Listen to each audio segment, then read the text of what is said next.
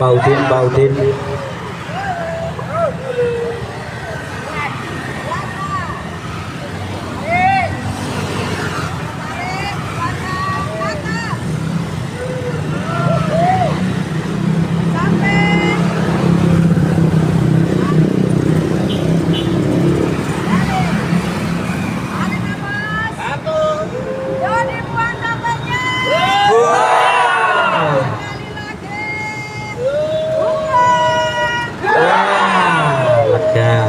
Bismillahirrahmanirrahim. Assalamualaikum warahmatullahi wabarakatuh. Baik, terima kasih Bapak Ibu semuanya. Alhamdulillah sudah bisa hadir semuanya di sini.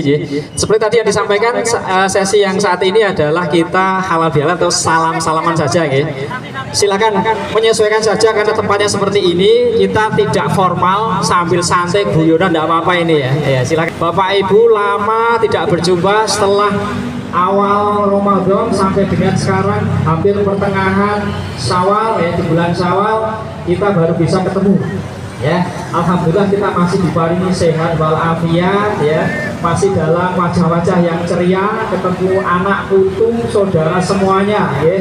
Paling yang nggak ceria untuk PT entek gitu ya, nggak apa-apa, insya Allah diberkahi penuh berkah ya. Dan semoga amal ibadah kita ya di Ramadan yang lalu Allah berikan pahala yang sebesar-besarnya untuk kita semuanya.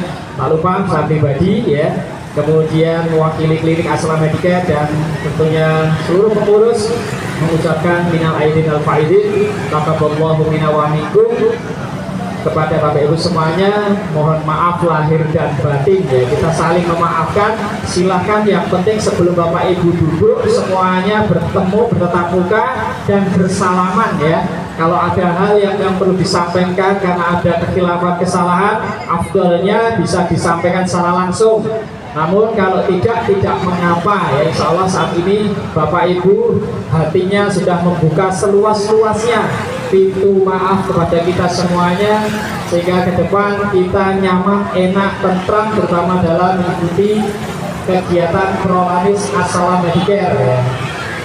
Silahkan. Kalau sudah selesai ya Bapak Ibu, sudah ketemu semuanya, sudah bersalaman, kami persilahkan untuk segera mengambil sarapannya ya. Kemudian Mas Mo, kami persilakan untuk menyiapkan tikar ya. Mas Mo, jangan lupa menyiapkan tikar, bisa dibantu bapak-bapak yang lainnya yang barangkali sudah selesai melakukan syawalan. Moga Pak Mo, supaya nanti Bapak Ibu yang sudah selesai bersalaman bisa langsung mengambil sarapan, kemudian bisa duduk ya. Dan Bapak Ibu semuanya, untuk kegiatan selanjutnya setelah syawalan ya, nanti akan ada edukasi seperti biasa. Nanti untuk lokasi di tempat ini kalau disiapkan tikar, Bapak Ibu nanti menghadapnya ke barat ya, ke barat seperti biasa. Nanti narasumber akan menghadap ke timur.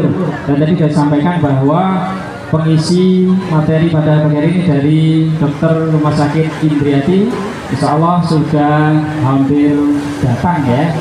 Sudah datang ya? Oh sudah datang, baik. Sudah datang. Insya Allah nanti ada dokter Afifah yang menyampaikan, kemudian ada tim dari Humas Marketing Indriati, ada Pak Wida dan Pak Pandu ya. Baik Bapak Ibu, ini sudah semuanya sudah duduk ya. Alhamdulillah tidak ada yang izin ya. Alhamdulillah. Sekali-kali ya Bu ya, semuanya kompak ya.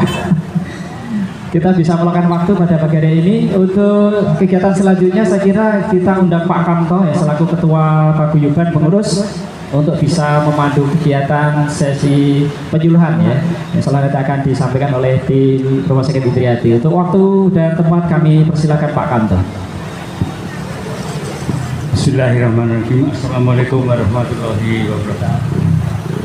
Alhamdulillah Bapak Ibu, setelah senam sambil dahar, nanti kita langsung acara penyuluhan. Alhamdulillah penyuluhan pada pagi hari ini akan disampaikan dari tim Rumah Sakit Indriati, akan dipandu nanti atau diwakilkan Ibu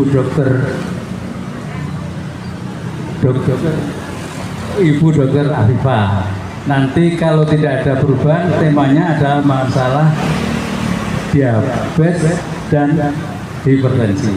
Oleh karena itu, monggo mohon maaf Bapak Ibu, buat khususnya dari tim sambil dahar, para mereka berdahar untuk mendengarkan ceramah dari Ibu. Oleh karena itu, monggo Bapak Ibu sugeng dahar sambil midhangetaken pengisian dari Ibu Dokter dan tim. Oleh karena itu, monggo waktu kami aturkan. Waktu tak terbatas. Wes, belum. Wih, saya Nyapot tadi. Ini sudah live ya.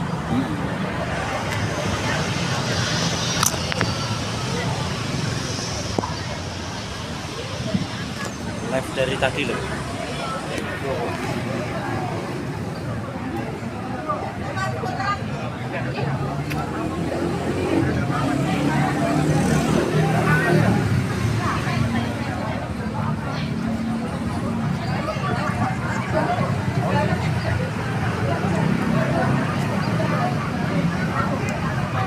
Agak sini enggak apa-apa tengah.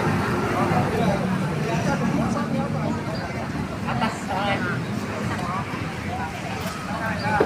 Mbak, atasnya ada itu.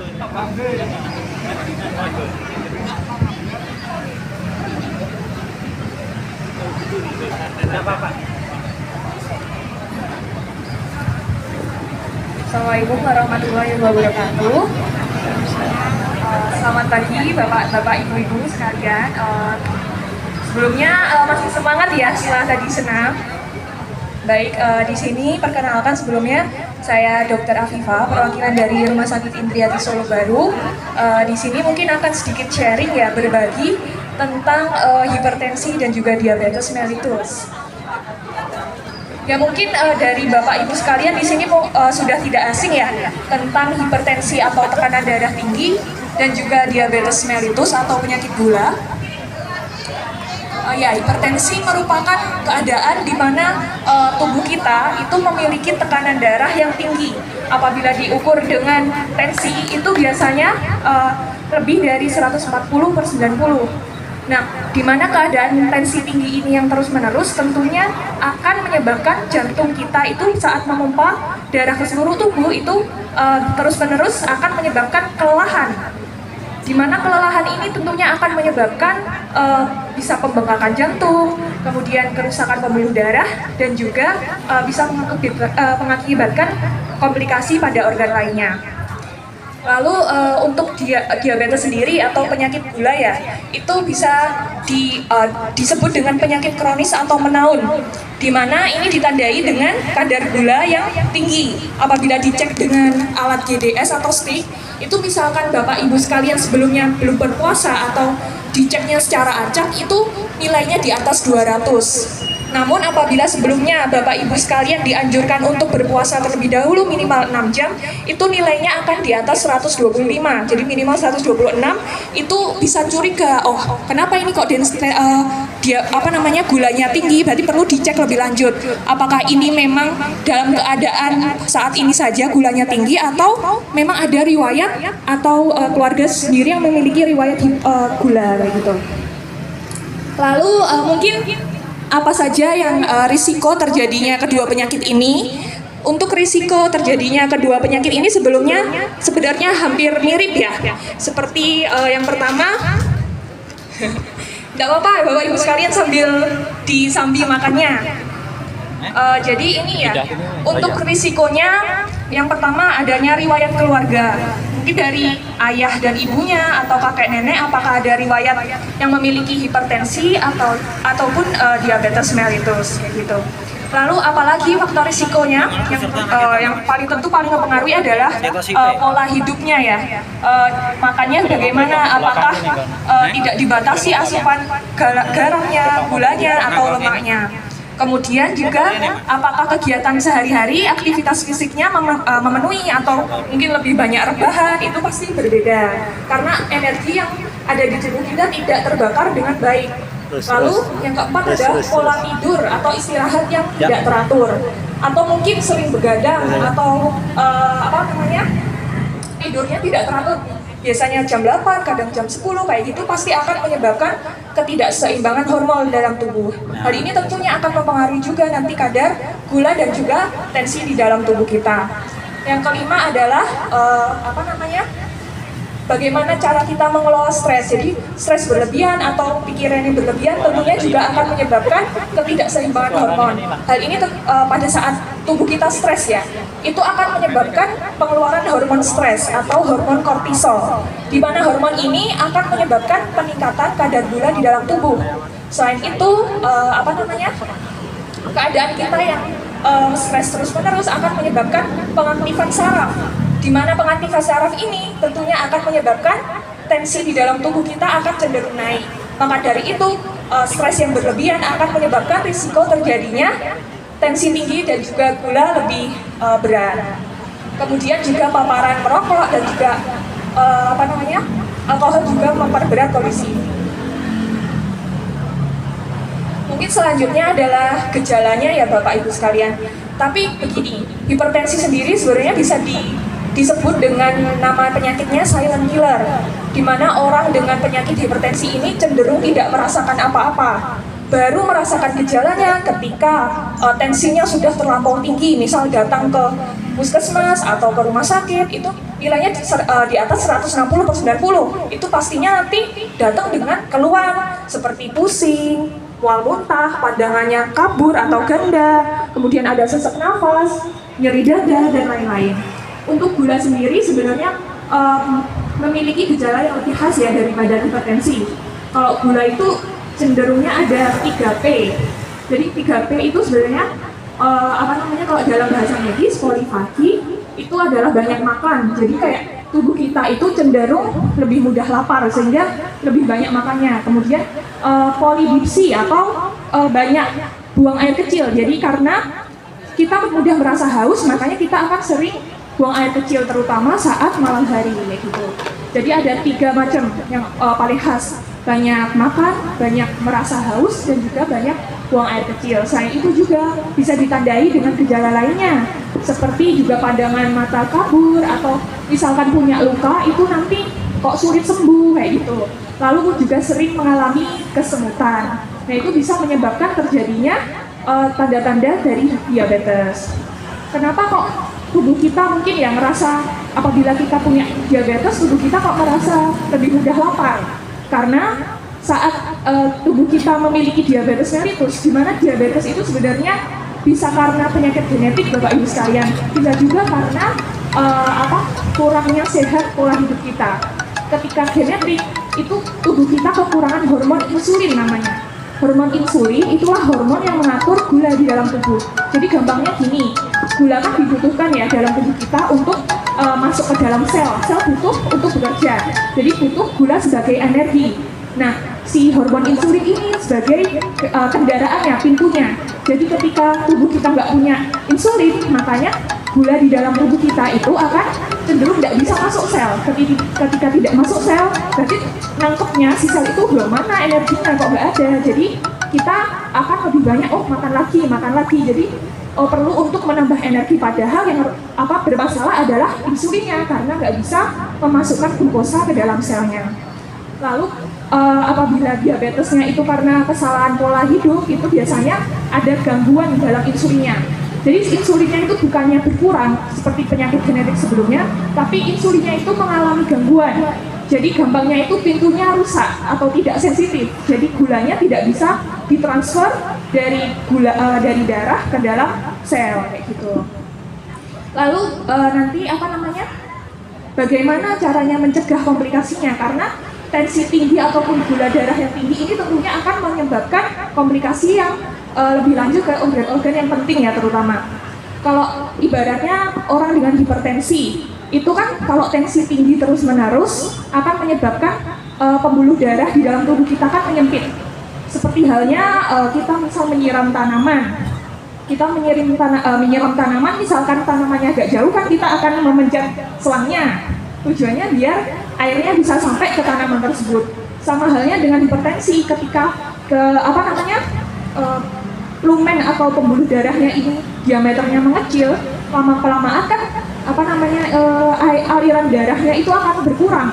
Nah, ketika aliran darah berkurang, misalkan di otak bisa menyebabkan serangan stroke. Kalau misalkan di jantung bisa menyebabkan serangan jantung.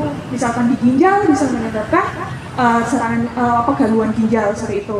Lalu kalau dengan diabetes itu sendiri itu bisa diibaratkan juga seperti jalanan di jalan raya seperti ini. Misalkan ketika tidak terlalu banyak mobil, motor kan kita akan lebih mudah ya melakukan perjalanan. Tapi dalam keadaan tubuh kita itu gula darahnya terlalu tinggi, maka akan cenderung kental darahnya. Makanya kan akan rawan terjadi macet atau penyumbatan. Nah, bahaya lagi kalau misal kena stroke, kena saraf, jadi bisa menyebabkan penyumbatan di saraf. Kemudian kalau terjadi di jantung sama aja, nanti bisa penyumbatan di jantung seperti itu. Maka dari itu kedua penyakit ini memang harus ini ya Bapak Ibu sekalian diperhatikan lebih lanjut. Karena kadang gejalanya tidak tampak, tidak terasa, baru kan saat kita periksa loh kok tinggi kayak gitu. Jadi memang butuh kesadaran diri, motivasi diri. Selain itu juga dukungan dari keluarga ya. Kadang mungkin ini untuk membentuk pola hidup sehat kan nggak mudah, dan ada kalanya namanya manusia pasti bosan, jenuh, udah berusaha menerapkan hidup sehat itu pasti nggak mudah. Jadi perlu selain motivasi diri sendiri juga dari keluarga juga agar terus berkolaborasi untuk berusaha meningkatkan pola hidup sehat ini. Lalu komplikasinya apa ya? Tergantung nanti di organ mana yang terkena seperti tadi. Kalau misalkan di otak bisa terkena stroke, misalkan di jantung bisa terkena penyakit jantung, apabila di ginjal bisa terkena penyakit ginjal. Lalu bagaimana pencegahannya ya? Untuk pencegahan kedua penyakit ini sebenarnya bisa dibagi menjadi dua secara umum. Pencegahan yang pertama apabila kita tidak memiliki atau tidak terdiagnosis hipertensi dan penyakit gula. Pencegahannya di sini itu tujuannya biar kita tidak memiliki atau tidak terkena penyakit itu. Yang pertama ya sama pasti pola hidup yang sehat seperti tadi, dengan makan makanan yang banyak buah-buahan, serat, kemudian juga olahraga atau aktivitas fisik yang rutin, minimal bisa 20 menit sampai 30 menit dengan jalan pagi, jalan kaki biasa atau mungkin lari-lari kecil ya, kayak gitu. Minimal rutin lah habis subuh kayak gitu kan. Selain untuk mungkin membakar kalori yang tersisa di tubuh, juga mungkin bisa refreshing ya Bapak Ibu sekalian ya. Mumpung juga udaranya masih fresh, belum ada banyak transportasi, jadi diharapkan memang lebih disarankan di pagi hari. Kemudian mengatur pola tidur, jadi maksimal itu tidur di bawah jam 10, karena kalau lebih dari jam 10 itu rawan untuk terjadinya gangguan hormonal, karena beberapa hormon akan aktif bekerja saat di atas jam 10. Namun ketika kita posisinya belum tidur pada jam segitu, pastinya akan ada gangguan pada hormon-hormon tersebut. Selanjutnya adalah mengatur pola stresnya, jangan terlalu banyak berpikir, pikiran berat itu dikurangi. Jadi karena ya pada akhirnya kita yang mengatur diri kita sendiri, kita yang mengatur pikiran kita sendiri seperti itu. Lalu untuk pencegahan yang kedua yaitu pencegahan yang tujuannya untuk mencegah komplikasi lebih lanjut dari penyakit diabetes atau hipertensi ini. Tujuannya biar apa ya? Biar nanti nggak hanya bisa terkontrol aja gulanya, tapi nggak kena ke organ-organ yang lain. Soalnya diabetes mellitus ini sebenarnya bisa juga disebut dengan ibunya penyakit, di mana layaknya seorang ibu ya yang pasti bisa seorang ibu yang bisa melahirkan anak. Diabetes itu juga bisa menyebabkan atau munculnya penyakit yang lain seperti hipertensi juga, kemudian penyakit jantung, ginjal dan lain-lain. Maka dari itu diperlukan upaya juga, selain apabila kita udah terdiagnosis, selain dengan mengatur pola hidup yang sehat, kita juga harus konsultasi ke dokter. Karena apabila kita sudah terdiagnosis, tentunya akan lebih risiko untuk penanganan yang lebih kompleks. Nah, apabila kita sudah edukasi ke dokter, kemudian sudah diterapi obatnya, misalkan dikasih obat sekian, dosis sekian, kita harus nurut sesuai anjuran. Misalkan kita di rumah ada alat pengukur tensi tinggi nih, mungkin masih banyak ya mitos-mitos di kalangan masyarakat yang katanya, oh jangan terlalu banyak minum obat, nanti ginjalnya sakit, atau enggak, oh ini tensinya udah sudah normal, sudah rendah, atau gulanya sudah terkontrol, ya sudah saya hentikan saja obatnya, nggak usah kontrol lagi, kasihan ginjalnya kalau misalkan dilanjutkan obatnya. Itu tidak benar ya Bapak Ibu sekalian. Jadi apabila punya riwayat tensi tinggi dan gula dan dalam pengobatan kita tidak boleh menyetop sendiri, harus sesuai anjuran dokter. Karena yang sudah seperti kita bahas sebelumnya, karena tensi tinggi itu bisa yang dinamakan pembunuh diam-diam tadi karena tidak bergejala. Kita merasanya sudah enakan nih, nggak ada keluhan atau gejala. Kemudian dicek di rumah tensinya 110, 100 sudah aman, ya udah saya stop. Bukan gitu. Malah nanti kalau misalkan kita stop sendiri, terus waktu tensi di rumah kita nggak ukur 150 dan terus-menerus, itu malah bisa berpengaruh pada ginjalnya, yang menyebabkan ginjal lebih merasa kewalahan, itu malah tanpa obat. Jadi memang harus disesuaikan dari anjuran dokter. Kalau dosisnya sekian, diminum jam sekian, harus sesuai kayak gitu. Lalu selain itu juga harus kontrol ya, tetap kontrol, nggak boleh hanya cuma beli obat. Oh udah beli obat misal 30 untuk 1 bulan, nggak kontrolnya nanti aja 4 bulan, 5 bulan, jangan kayak gitu. Tetap harus dicek juga, karena kan kadang memang kita perlu pemantauan rutin, nggak hanya kadar gula saja, nggak hanya tensi tinggi aja, tapi bisa juga dicek nanti perekaman jantung atau kadar lemak, kayak gitu kan itu saling mempengaruhi. Jadi memang harus rutin kontrol ke fasilitas kesehatan kayak gitu. Mungkin edukasinya cukup sekian untuk materinya. Ada yang ingin ditanyakan mungkin dari Bapak Ibu sekalian? Tidak apa-apa, monggo. Bisa disebutkan? Nama saya Bu Lingro. Saya termasuk ini kena diabetes. Ada orang bilang kalau di bawah 200 itu masih normal. Sementara saya 149 tuh nggak turun-turun. Terus menurut Mbak gimana tuh? Ibu Ningrum. Ya, terima kasih banyak Ibu Ningrum atas pertanyaannya. Sebelumnya saya izin menjawab ya. Tadi pertanyaannya terkait punya riwayat diabetes dalam pengobatan ya Bu ya? Ya, ini baru aja. Oh, ya. Setiap bulan, sebulan sekali ya. Obatnya kalau boleh tahu obat minum atau suntik ya Bu ya? Minum. Obat minum. Iya. Ya. Jadi memang begini Bu ya, saya izin mencoba menjawab ya. Kadar gula itu kan dibagi menjadi secara umum 2 ya. Keadaan kita saat berpuasa atau saat tidak berpuasa. Apabila memang Ibu mengeceknya itu saat acak, jadi tidak dalam keadaan puasa, misal ngecek jam 9 atau jam 10, pokoknya tidak tentu waktunya, itu kan berarti dalam keadaan kita tidak berpuasa. Itu targetnya memang normalnya harusnya di atas di bawah 200 kayak gitu. Tadi Ibu 149 ya? 149 puasa. 149 puasa. Kalau puasa itu harusnya di bawah 126 normalnya.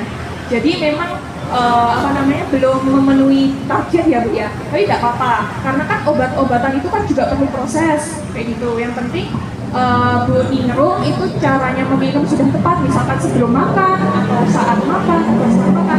Pasti yang siap obat itu caranya bekerja tidak beda. Kita harus memperhatikan kalau memang harus diminum sebelum makan, waktu kita minumnya saat makan dan saat makan pastinya dia tidak akan mempan. Jadi memang mungkin dievaluasi lagi ya Bu ya untuk cara minum obatnya, kemudian jamnya kapan, dan tentunya itu tadi mencoba untuk membatasi asupan gula. Untuk asupan gula sendiri kalau diabetes itu maksimal per orang per harinya itu 5 sendok makan ya.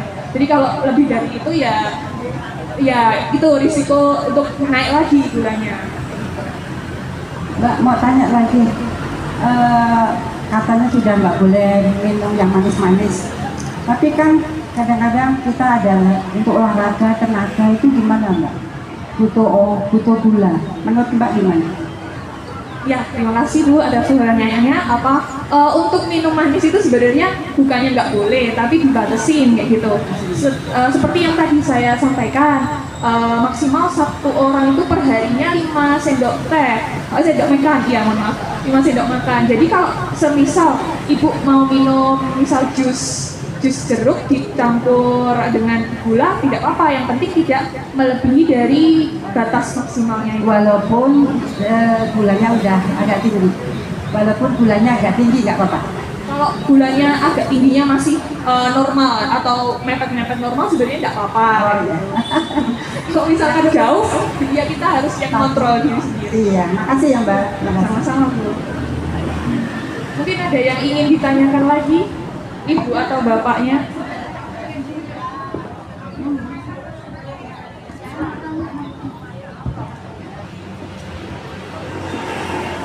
Mungkin dari Bapak ada yang ingin ditanyain, Pak?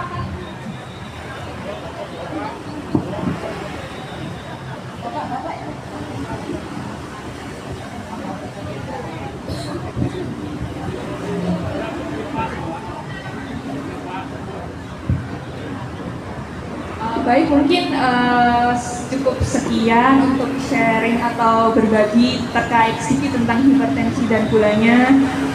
Semoga bisa memberikan manfaat dan juga memberikan mungkin motivasi ya untuk diri kita sendiri untuk selalu berusaha menerapkan kehidupan atau pola hidup yang sehat. Mungkin akhir kata dari saya, apabila banyak salah kata, khilaf dan kekurangannya, saya perwakilan dari Rumah Sakit Indriati mohon maaf. Terima kasih atas perhatiannya Bapak Ibu sekalian. Semoga senantiasa sehat selalu.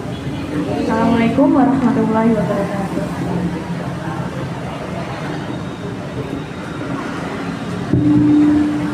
Terima kasih Dr. Afifah yang telah memberikan beberapa informasi khusus penyuluhan khususnya diabetes. Kalau tadi disampaikan bahwa penyakit diabetes itu ibarat ibunya, induknya. Syukur alhamdulillah di dalam Prolanes ini program senam yang dilakukan adalah program senam diabetes. Karena betapa pentingnya penanggulangan diabetes. Karena diabetes tadi kalau disampaikan sebagai ibunya itu kalau beranak apalagi bercucu itu berbahaya sekali. Kalau kita induknya diabetes nanti beranak